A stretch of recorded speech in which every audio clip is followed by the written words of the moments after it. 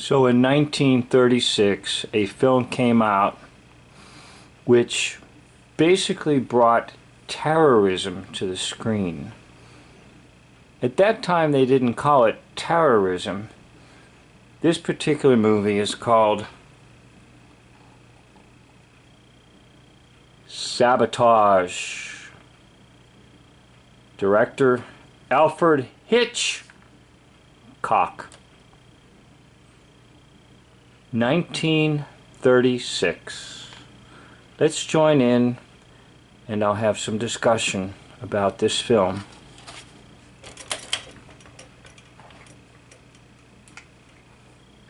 It was about the men who came here last night. My husband had nothing to do with it. You better realize that. They came here on business about the cinema. That's just it. You've no idea what their business was. Whatever it was, I'm sure my husband hasn't done anything wrong. I hope you're right. Why do you say it like that? Because we believe there's something going on here connected with sabotage. Sabotage? That blackout the other night, you remember? Well, my husband hasn't anything to do with sabotage. He told me that night he'd been in all the evening. That wasn't true. I saw him come back with my own eyes. I don't believe it. You're making things very difficult for me. I'm afraid I've got to ask you a lot of questions.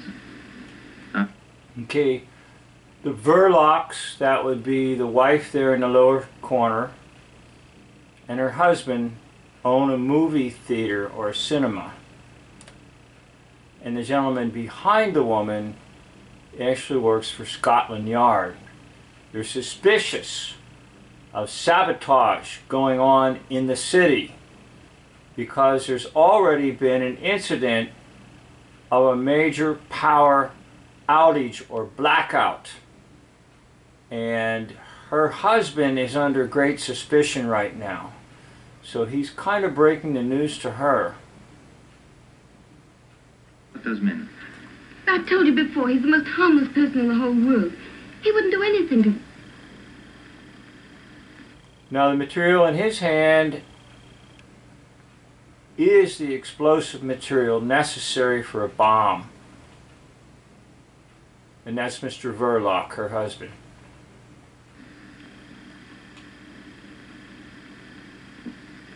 Did these men arrive together or one? Did you recognize any of them? Quite certain that you didn't know one of them, I say. There seems no way to...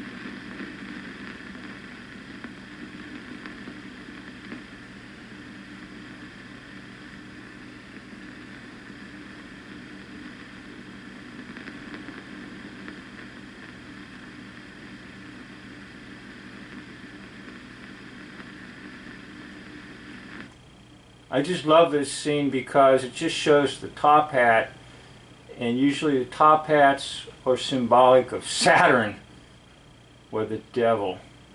Just the top hat kind of floating around there watching Mr. Verloc.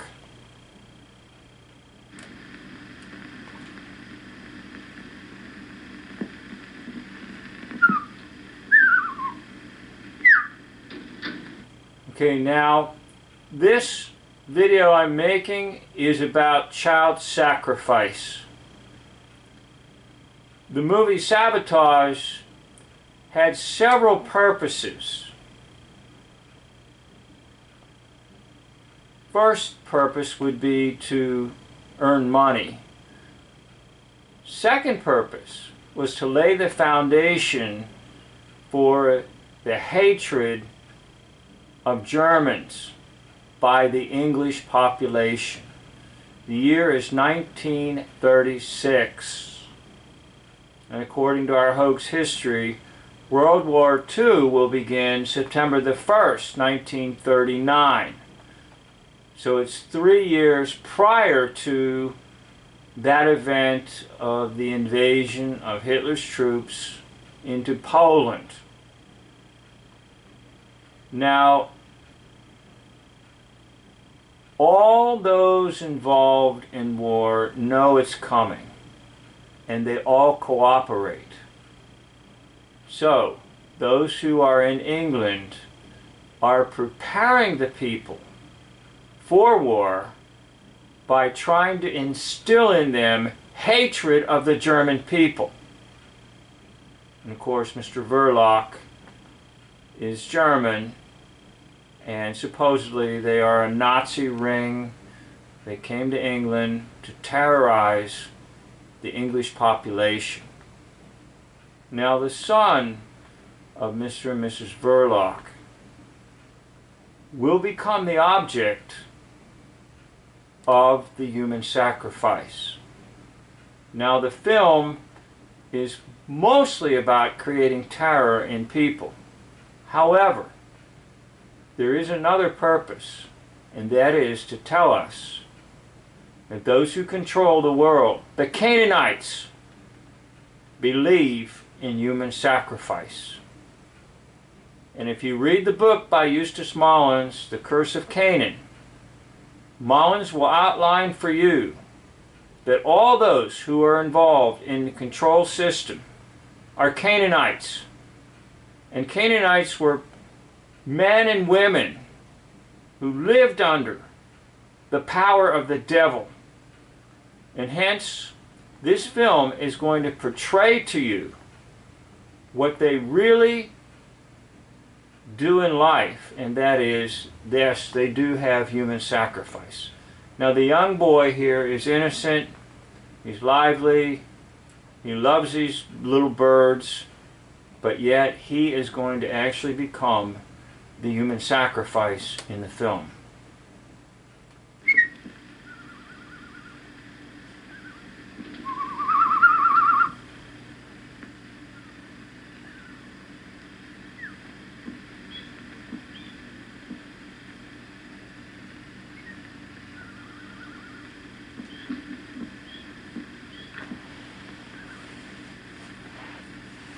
Stevie!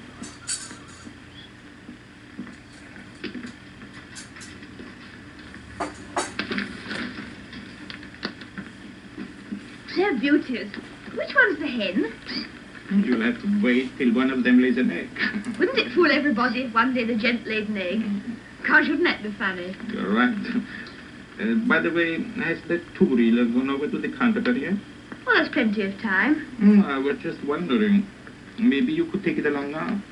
Because there's another little job I want doing at the same time. You know, kill two birds with one stone. Not my birds. No, they'll be here when you come back. No, it's protect the gadget wants seeing to. Harris out at Watford says he'll do it cheaper than they will in town. But he can't come right over here and fetch it. So what we do is this. You leave it in the cloakroom at Piccadilly Circus. And Harris picks it up at 1:30.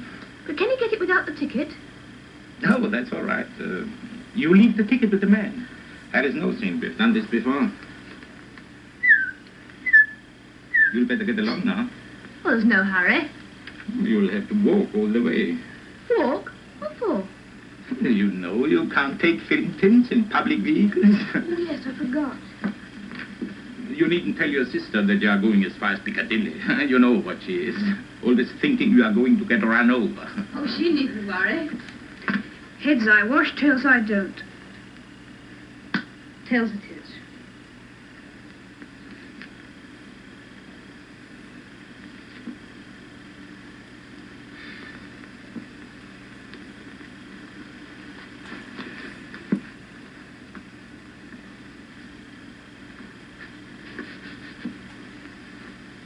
For God's sake, why don't you go?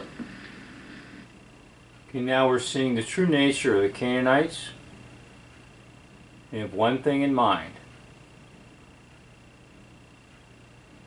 And they have no compassion and no feeling for others. None whatsoever. So therefore they can carry out all their evil deeds and it doesn't bother them.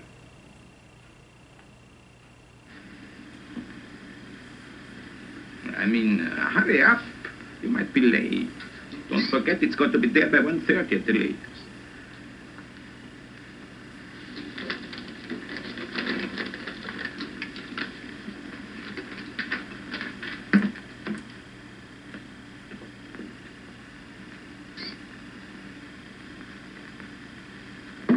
Steve, what do you got there? We're taking a two-wheeler over to the Canterbury. Bartholomew the Strangler. That sounds a juicy one. Have you seen it? 14 times. Must be quite a wrench parting from it. Well, so long, Bartholomew. So long. Careful of the crossing. I can look after myself, can't I? Oh, Steve. Is Mr. Belloc in? Yes, I just left him.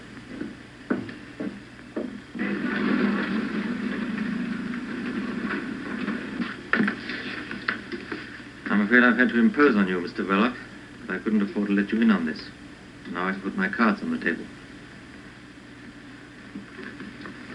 I've come here to ask for your help, nothing more. I see. About those men who were here the other night, when I dropped in myself, I've been instructed to get a little information about them. We'd be very grateful if you'd help us. Well, any help I can give him, of course. About yourself, Mr. Belloc, when did you first come to this country? Can I get you a drink or something? Not now, thanks. Well, I've got to think now. Let's see. Perhaps it would be better if you put it down on paper. Just a formality. Could you find a pen and ink? We can start right away, you know. I, Carl Anton Belloc.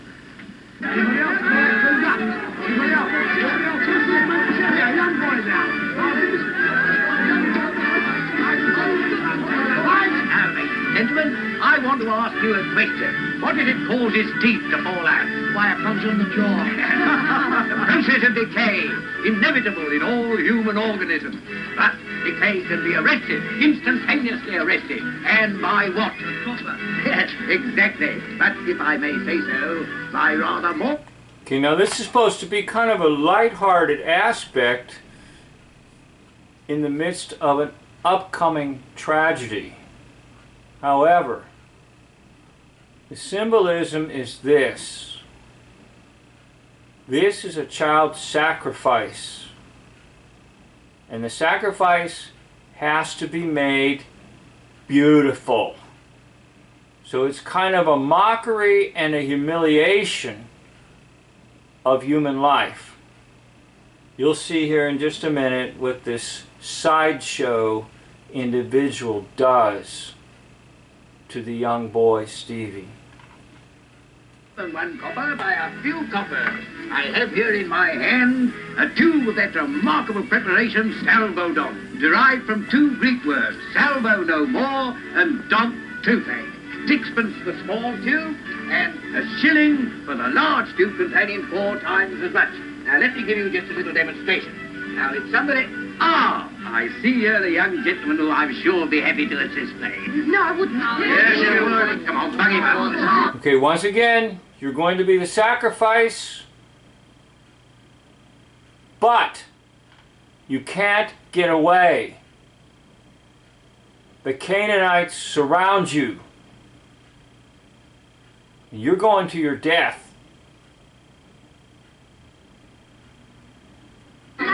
In the chair, sir, if you don't mind. Allow me to relieve you of the toffee, eh? It isn't toffee, All right. Stay where you are. Don't get excited. Now then, here we are. The first thing to do is to take the tube in the left hand and remove the cap, like so. Then we pick up the toothbrush and we squeeze some of the salvadon along the bristle, like so. Then I want you to observe, ladies and gentlemen, that the young gentleman's teeth are very dirty. They're not. Yes, they are. Now, come on, open your mouth. That's a good boy. Now, we now proceed to use the brush. Now, with the ordinary commercial... See, you're supposed to be part of the crowd and think this is cute. They're brushing his teeth, combing his hair, tidying him up. Why? Because he is going to be sacrificed to the devil. So the audience that watches this movie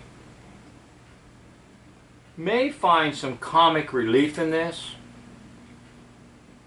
but it's not comical. It's, we're making the sacrifice as pretty as possible to be acceptable to the devil. What happens? It is either too gritty and takes all the enamel off, or it ain't and it don't take nothing off. But with salvo-don, that's the happy medium. Neither too strong nor too weak. It performs the functions that nature forgot. It cleanses the teeth, refreshes the mouth, and removes all traces of halitosis. What? Bad breath to you, sir. Same to you. Thank you, I don't need it. Here you are now. Relax, honey.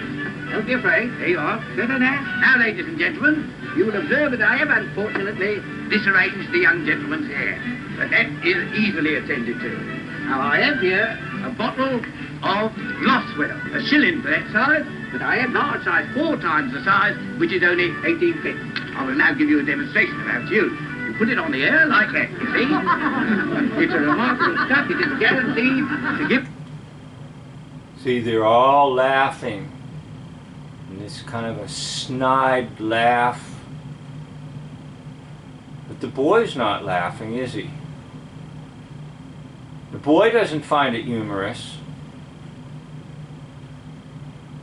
Why? Preparations are being made to slay him on the altar with the devil. Well, yes, human sacrifice still exists.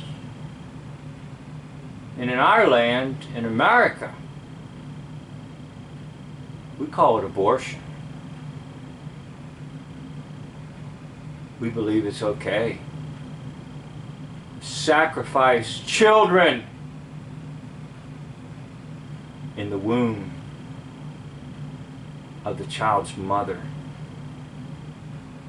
Appearance of patent leather to the human fetch. You are now groomed to stardom, as they say. Go on, Basil. Did you hear what he said? You're groomed to stardom. No, you're groomed to death.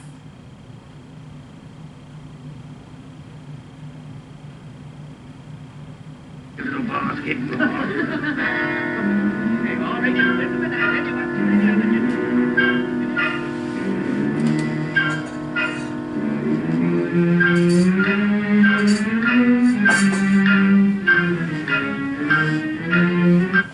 Okay, that's supposed to be code for when the explosion will occur, and it's in the timing mechanism of the bomb. Now, there's something else I'd like to call your attention to, the number 145. If you add the 4 and the 5, that's 9. And there's a 9 after a 1. And then just reverse the 9 and the 1, and you got 9, 1. Now, what happens is that the mind supplies the additional 1, so it becomes a 911 code. And that, of course, is a death code.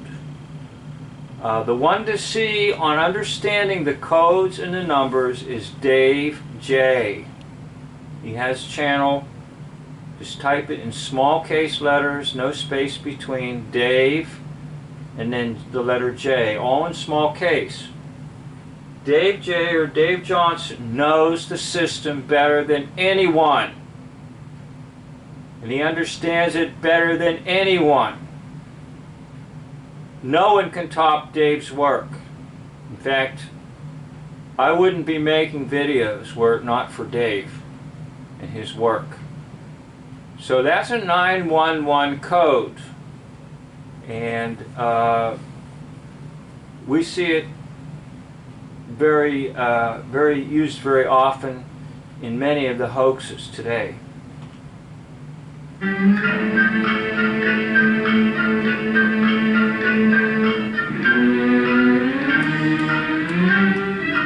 I should also say not just hoaxes, but actual tragedies that do happen. And for example, the explosions that were done in New York City on 9/11. Yes, some people died. There's no doubt about it. If anything, people died in the cleanup. More than anything. Cleaning that crap up. Many people died from going up there trying to help. So there were some actual real deaths that occurred. It wasn't all completely phony. What was phony was what they told you how it happened.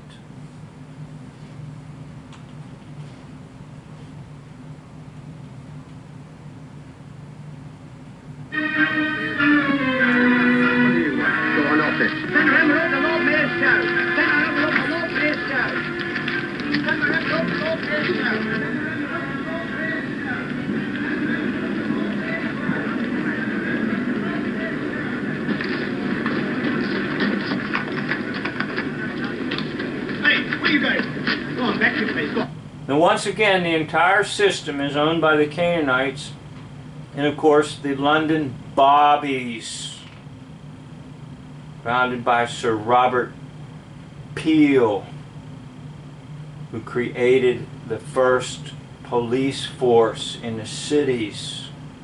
And incidentally, P.S. Sir Robert Peel played Napoleon in history. Yes, Napoleon was a hoax.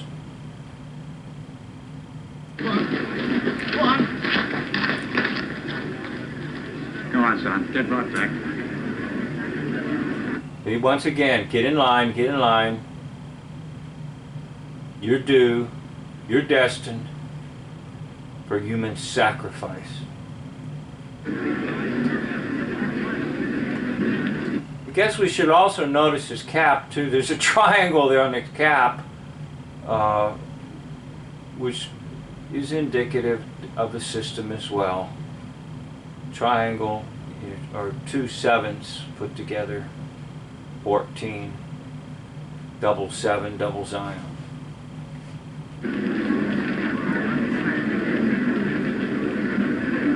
Now that's part of building the suspense, looking at the clock, because we know the bomb is going to go off at 1:45. So Hitchcock is known for the master of suspense. Here I come.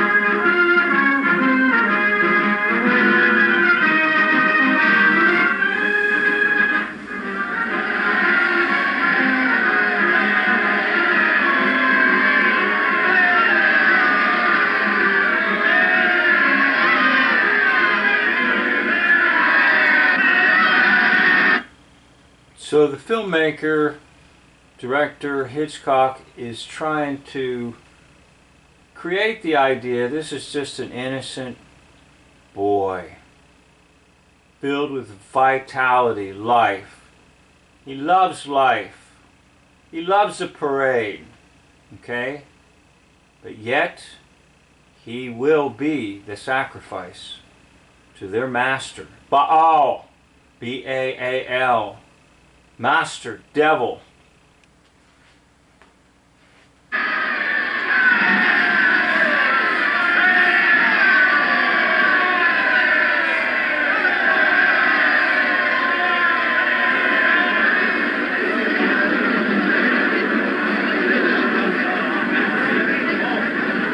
What do you think you're doing? Please. God bless my soul.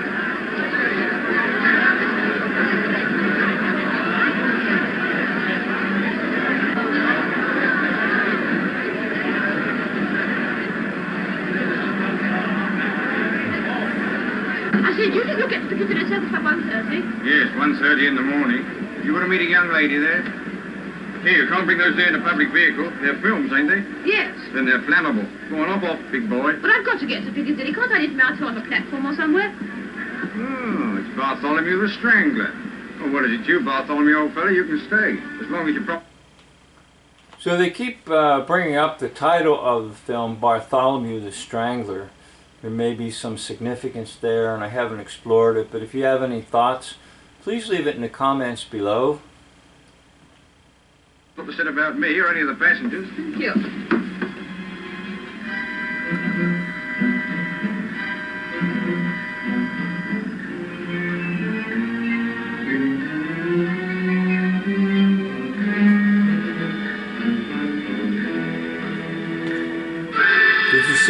one-eyed symbolism in the dog. The one-eyed symbolism. Once again, back to the clock to create suspense.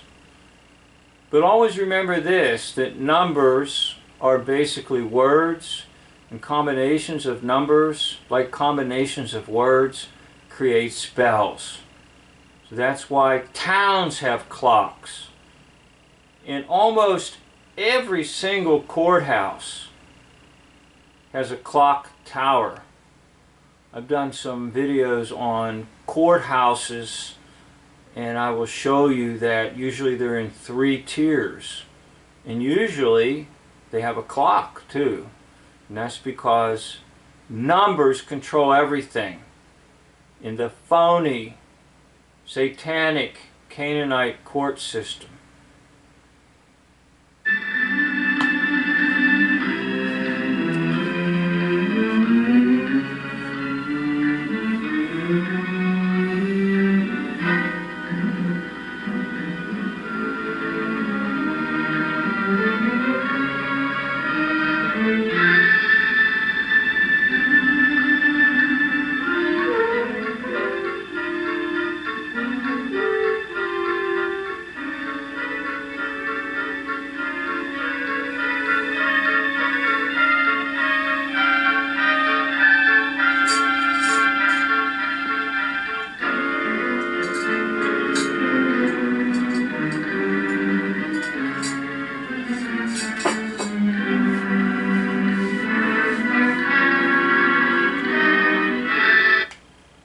The dog symbolizes God, because dog backwards is God, but not the true God of Holy Scripture, the false God, the one who wants to be a true God, the devil.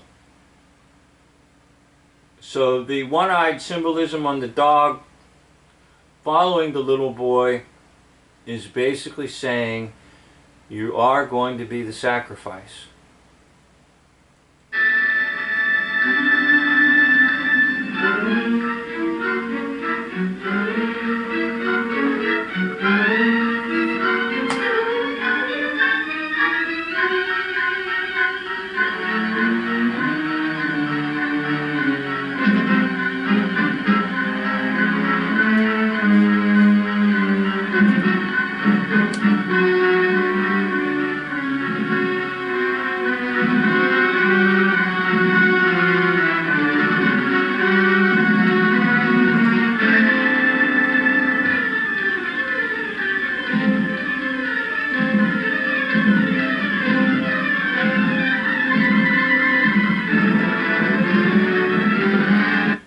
So it's interesting how they use the change of the lights to build suspense. And notice how music enhances suspense. And once again, the boy's innocence is still there. He's actually just enjoying this little ride on the bus in the city. But the dog is still there looking at him. The one-eyed symbolism on the dog.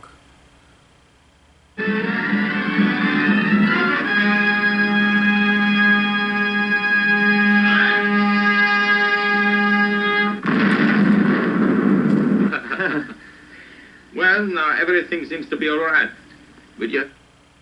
Now later in time, Hitchcock will conduct an interview, and in the interview the director will say, I made the mistake of actually having a bomb explode and kill people. In other words, he was trying to say that a lot of suspense is showing that it could happen, but it doesn't happen. And whether that's a valid statement or not, I'm not sure. I'm going to stay by my original thesis that one of the secretive purposes of this movie is to show you the true nature of the Canaanites. Life means nothing to them. And the little boy was representative of human life everywhere. And just so easily and so quickly the life of the little boy in the film is gone. Now, of course, the culprit is Mr. Verloc, the one on your right. The one in the middle, Mrs. Verloc, is naive and innocent and has no idea what her husband's been engaged in. And the one on the left is an agent, an officer of Scotland Yard, who's on to Mr. Verloc, but at this point they don't know about the explosion yet. A drink after all? No, thanks.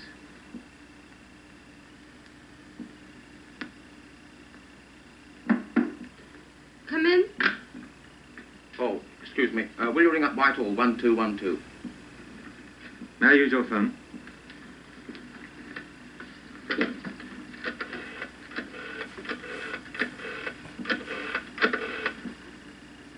Put me through to Superintendent Pulbert, please. Spencer here, sir.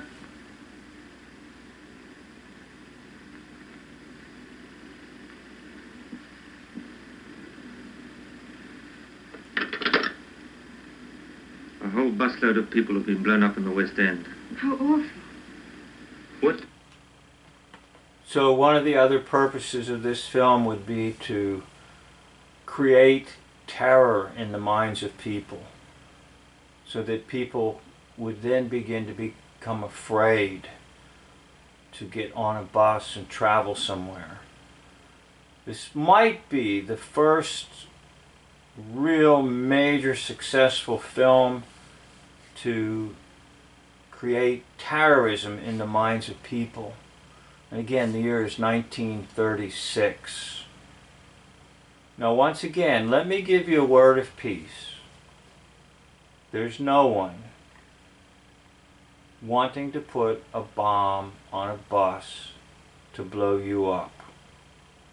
There's no one wanting to put a bomb on an airplane to blow you up.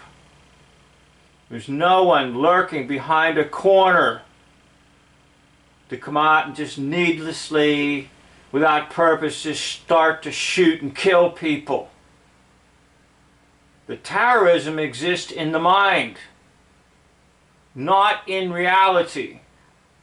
It's real, R-E-E-L, not R-E-A-L. But because of the spirit of fear, people will live as if that it could happen to them any day or at any moment. And it is a spirit. It's a spirit of fear. And remember, God does not give us a spirit of fear, but of love, power, and a sound mind.